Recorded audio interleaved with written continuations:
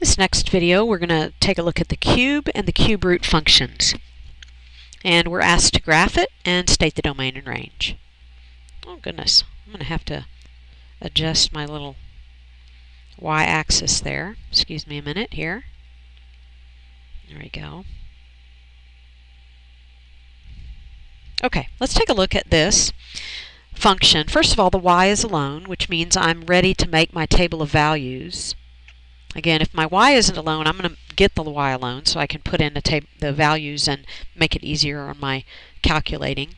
So I'm looking at putting in some negatives and some positives and 0. Let's see, is this going to be some kind of problem? If I try to put in, on the last video or two, we've had some issues with putting in negatives. So is that going to be the case here? Well, if I put in a -2 into this x location, is it going to be a problem for me cubing it? No, it's not a problem at all. So I'm going to put in a -2 and I'm going to cube it and I'm going to get a -8. I'm going to put in a -1 and that's going to give me a -1. Put in a 0 and I'm going to get 0, 1 is going to be 1 and 2 is going to be 8. So let's take a look at what this picture is going to look like here.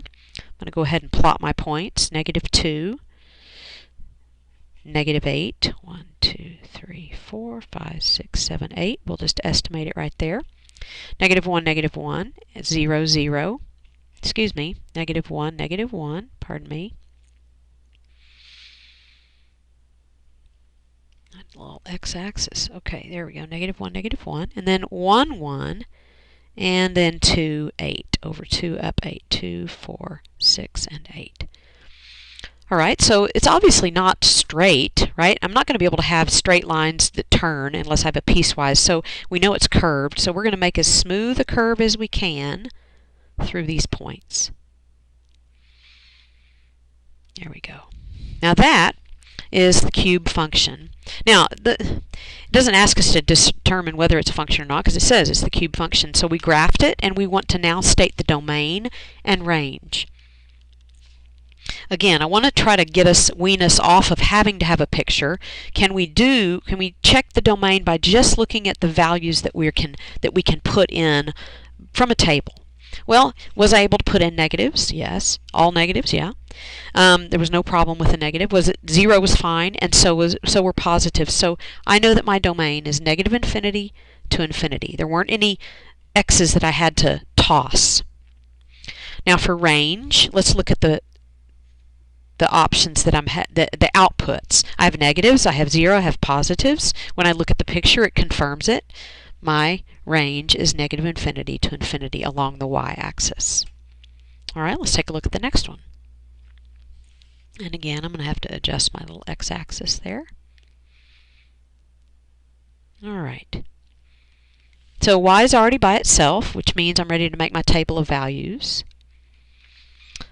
So, this is an interesting one. Don't get, just because you see a radical, don't immediately think I can't put negatives. This is a cube root. And we know that a cube root means something times something times something, right? Would give me those insides. And these would have to match, right? That's what a cube root is. Okay? And so, I need 3 of them. Well, what if I put in a -8? Can I put in a -8? Can I take the cube root of -8? Well, yeah, I can. A -2 times a -2 times a -2 is going to give me a -8. And so I can actually take the cube root of -8. That gives me a -2. So when I put in a -8, I get out a -2. All right, so this is different. Cube root's different than square root. What if I let's put in another one that's going to give me a nice, neat little output. What if I put in -1? Well, I need to get a -1. What would I have to multiply? What times what times what? A -1. So if I put in -1, I'm going to get -1. How about 0? Can I take the cube root of 0? Yes. 0 times 0 times 0. So that means that it's 0. How about the cube root of 1? Sure. How about the cube root of 8? Absolutely. 2. So let's plot these points and see what we get. I'm going to go -8. 1, 2, 3, 4, 5, 6, 7, 8. And then I'm going to go -2. 1, 2, 3, 4, 5, 6, 7, 8. Checking that one. I got -1, -1. I've got 0, 0, 1, 1, And then I'm a little bit short on this right side, but that's okay. Over 8, 2, 4, 6, again, 8, oops, and up to, there we go. Close enough. There's that.